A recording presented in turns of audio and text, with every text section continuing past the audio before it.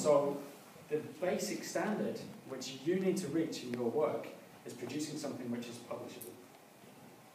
Okay. So it's no longer a case of passing a class test.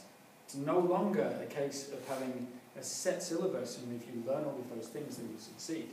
Your competition now is not your classmates. Your competition is the rest of the research field in which you're operating.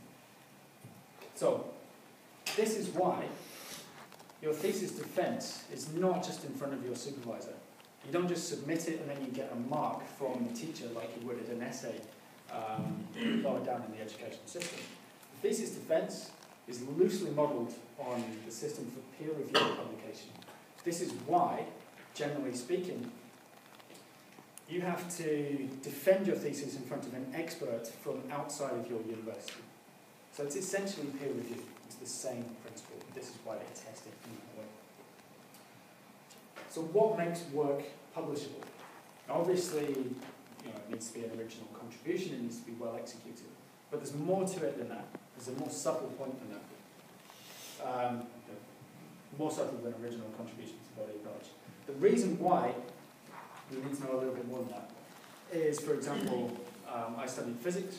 If I went into a completely different field, let's say English literature, and I argued that Shakespeare wasn't actually Shakespeare, he was an alien from Venus or something, that would be an original contribution. Probably nobody's published that before, but nobody's going to listen to it.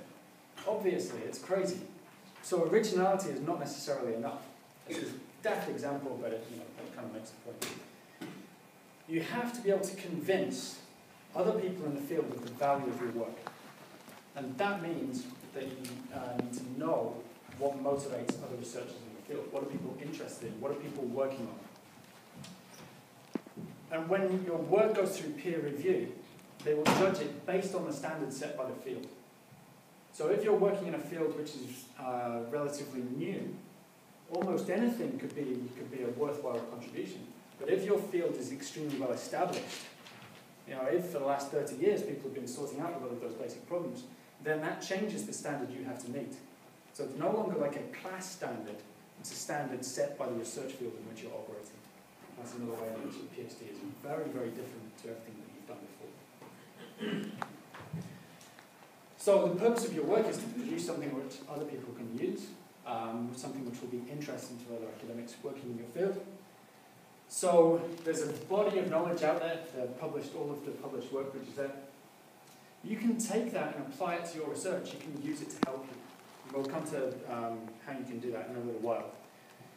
So the existing body of knowledge has to inform your research. You may disagree with some of the things which have been published, but the fact that you disagree with it is still informing your research. You need that as a reference point. When you do your work, you try and produce publishable results. You can't just submit that back into the body of knowledge. It has to go through peer review. Okay? So that is absolutely key to success in PhD, producing something which can get through that process before it can be called a contribution to the body of knowledge. This means you need to know the field. The only way that you can know that your work is original is if you know what other people have done, what other people are working on. You need to know the field to aid your own research. If you spend months and months working on a problem and somebody's already solved it, then you could have saved yourself a lot of time simply by looking at the literature. And you also need to know it in order to be able to give your work context and justification when you write it up. And that's part of convincing people of the value of your work. So, to conclude this first section, you need to know the field before you can make a meaningful contribution to it. So it's not enough just to make an original contribution, it has to have some context within the field.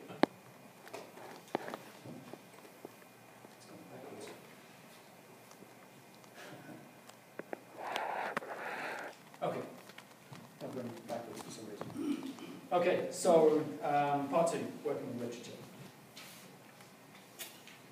So in my work with individual students, the literature is one of the biggest things which comes up again and again and again. People don't know how to use it, and it just becomes an overwhelming burden.